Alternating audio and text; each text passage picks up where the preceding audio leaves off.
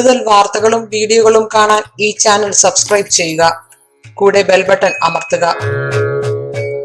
നമസ്കാരം. സാമ്പത്തിക ക്ലേശങ്ങൾ മാറാൻ 5 മന്ത്രം. ഈ 5 മന്ത്രങ്ങളും നമ്മൾ ശിവരാത്രി ദിവസം 108 തവണ, ശിവരാത്രി ദിവസം മുതൽ 108 തവണ 41 ദിവസം നിങ്ങൾ ഉപവാസത്തോടെയല്ല, ഒരു മന്ത്രജപത്തിന്റെ ആചരണത്തോടെ ഒരു ഗുരുവിൽ നിന്ന് നിങ്ങൾ ആചരിക്കുക. ശിവരാത്രി ദിവസമാണ് അത് തുടങ്ങേണ്ടത്. ആ മന്ത്രം ഋണബാധ്യതകൾ തീർക്കാനും നമ്മുടെ ധനം വന്ന് ചേരാനുള്ള ഒരു മന്ത്രമാണ്. കടമുള്ളവർക്കൊക്കെ ഈ ജപം ഇന്ന് ശിവരാത്രി മുതൽ നമ്മൾ ജപിക്കുകയാണെന്നുണ്ടെങ്കിൽ, ശിവരാത്രി ദിവസത്തിൽ ജപിച്ചാൽ നമുക്ക് തീർച്ചയായിട്ടും അതിന് 41 ദിവസമാണ് ജപിക്കേണ്ടത്. 108 തവണ നിങ്ങൾ തുടർച്ചയായിട്ട് ജപിക്കണം. ഭഗവാനെ മനസ്സിൽ വിചാരിച്ച് നിങ്ങൾ ജപിച്ചാൽ നിങ്ങൾക്ക് തീർച്ചയായിട്ടും കടബാധ്യതകളൊക്കെ അകലുന്നതാണ്.